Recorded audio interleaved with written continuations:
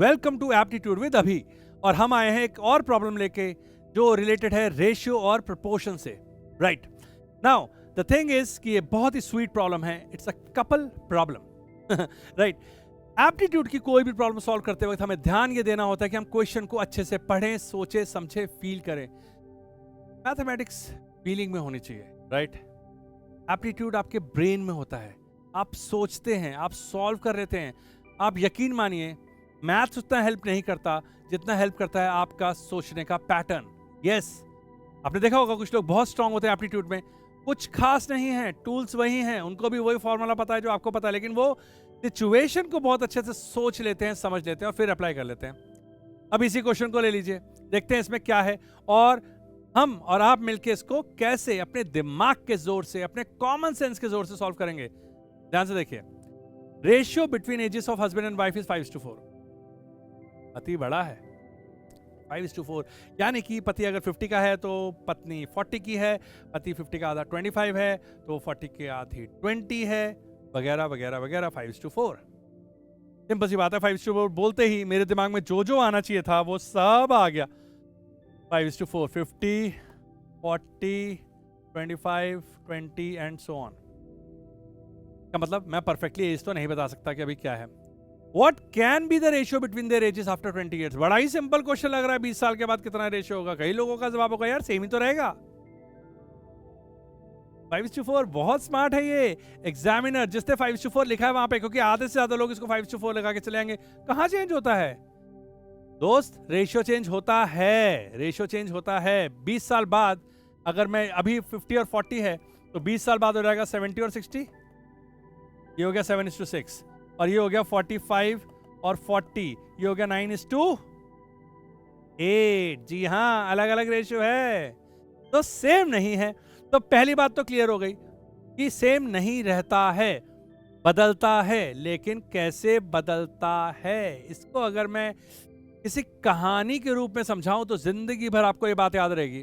ठीक है, कहानी सुनाओ एक, चलो एक कहानी सुनाता हूं आपको। ठीक है, कहानी सुनो, कहानी सुनो, इसको मिटाओ। कहानी ये है कि आपकी तनख्वाह है 50,000। अरे इससे ज्यादा हो गया आपकी, मुझे मालूम है, सोच लो एक सेकंड के लिए 50,000 है। और आपके दोस्त की तनख्वाह है 40,000। ठीक है, कम दिया आपके दोस्त को, खुश रहो यार। दोस्त को ज्यादा दो, ठीक है, छोड़ छोड़, इस बारे में छोड़ते हैं, बाद में बात करेंगे। आपकी तनख्वाह है 50,000, आपके दोस्त की तनख्वाह है 40,000। आप दोनों को 20-20 हजार का इंक्रीमेंट मिला। कौन ज्यादा खुश होगा? बोलो बोलो। मैथ्स पढ़ाने का तरीका है ये एप्टीट्यूड विद अभी का, मैथ्स नहीं, एप्टीट्यूड पढ़ाने का तरीका है एप्टीट्यूड विद अभी में कि आपको सोचना सिखाएंगे हम। यस, मैथ्स तो आपको सिखा दिया बहुत लोगों ने, अब हम सिखाएंगे आपको सोचना। तो बताओ कि किसको ज्यादा खुशी हुई, बताओ बताओ। आपको लग रहा होगा कि दोनों के 20,000 रुपए बढ़ गए तो दोनों को बराबर लेंगे। नानी मनी मन तुम सोच रहे हो, उसको 50% का अप्रेजल मिला है, तुम्हें नहीं मिला है, तुम्हें 40% का ही मिला है। क्योंकि 20-50 में 40% होता है और 20-40 में 50% होता है, तो उसको ज्यादा कैसे मिला है? उसकी कंपनी में ऐसा क्या हो रहा है? क्यों उसके साथ भगवान ऐसा कर रहा है? उसको 50% का ग्रोथ दिया, तो ये हुई आपकी 50% और ये हुई 40%। तो यहां पे समझने वाली बात यह है कि अगर 5/4 में 20-20 जोड़ोगे तो 4 को ज्यादा खुशी मिलेगी दोस्त, 4 को ज्यादा खुशी मिलेगी, हैप्पी। और 5 को थोड़ा सा गम होगा। 5 है न्यूमरेटर, 4 है डिनोमिनेटर। डिनोमिनेटर बड़ा होगा तो फ्रैक्शन छोटा हो जाएगा, है ना? याद है ना? न्यूमरेटर मतलब लड्डू और डिनोमिनेटर मतलब बच्चे, बच्चे ज्यादा लड्डू उतने ही। तो इसका मतलब, या मतलब मैं बोलूं कि लड्डू ज्यादा नहीं बढ़े बट बच्चे ज्यादा बढ़ गए, तो ऑब्वियस सी बात है कि सबको कम कम लड्डू मिलेगा। तो ये इसको मैथमेटिकली पता है क्या बोलते हैं? आपको जो मजा आया ना कहानी सुन के, अरे अरे हाँ यार ये तो बात है। ये अगर मैं मैथमेटिकली बोलूं तो बोलूंगा in a proper fraction, if we add constant k to the numerator and the denominator, the value of the fraction tends towards 1. और बोलूं, in any fraction if we add k in the numerator and the denominator, the value tends towards 1. हुए ना confuse? ये है maths. लेकिन feeling ये है, अगर आपके पास न्यूमरेटर अपॉन डिनोमिनेटर है, या तो ये प्रॉपर होगा या इम्प्रॉपर होगा। तो अगर प्रॉपर फ्रैक्शन हुआ तो ये 1 से छोटा होगा, ये 1 है तो ये 1 से छोटा होगा, ये है प्रॉपर फ्रैक्शन, ये 1 की तरफ जाएगा। और ये है इम्प्रॉपर फ्रैक्शन, ये भी 1 की तरफ जाएगा। इसका मतलब प्रॉपर फ्रैक्शन में अगर आपने जोड़ा तो ऐसा कुछ होगा, न्यूमरेटर बड़ा होगा। ओ, ये तो इम्प्रॉपर फ्रैक्शन है भाई, ये इम्प्रॉपर फ्रैक्शन है, राइट। तो इम्प्रॉपर फ्रैक्शन हो चाहे प्रॉपर फ्रैक्शन हो, उससे कोई फर्क नहीं पड़ता, the value is going towards 1। तो ये 5/4 है, इसका मतलब 5 में 20 जोड़ा, 4 में 20 जोड़ा, डिनोमिनेटर ज्यादा खुश हुआ। अगर ये उल्टा होता 4/5 और 20 जोड़ते तो इस बार न्यूमरेटर ज्यादा खुश होता, वैल्यू बढ़ती, लेकिन यहां पे वैल्यू घटेगी, right.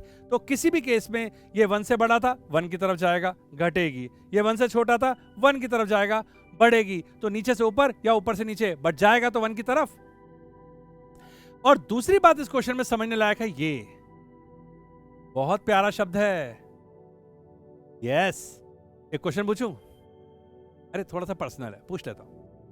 Who will be your life partner? Don't be shy. You are an adult. नहीं हो, कोई बात नहीं।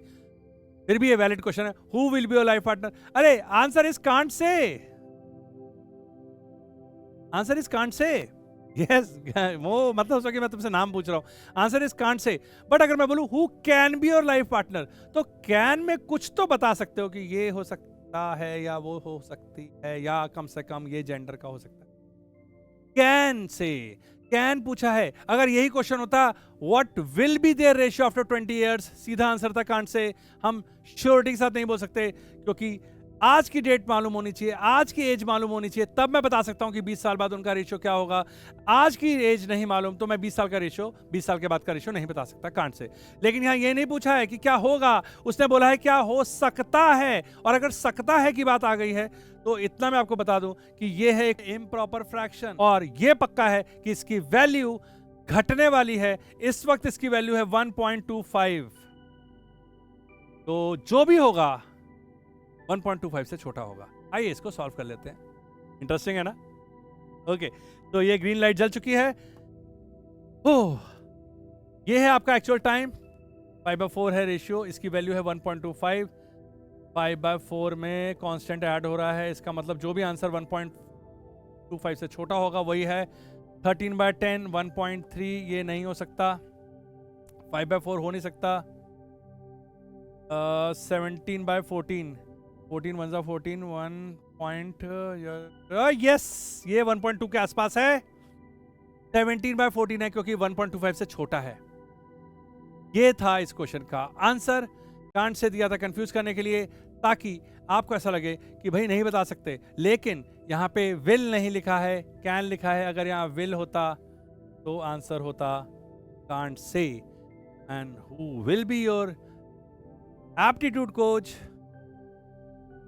नहीं पता, but who can be your aptitude coach अभी बिल्कुल हो सकता है। एप्टीट्यूड विद अभी में इस टाइप के बहुत सारे और मजेदार क्वेश्चंस को समझने के लिए जुड़े रहिए और देखिए अगली क्वेरी जल्द ही। सी यू अगेन।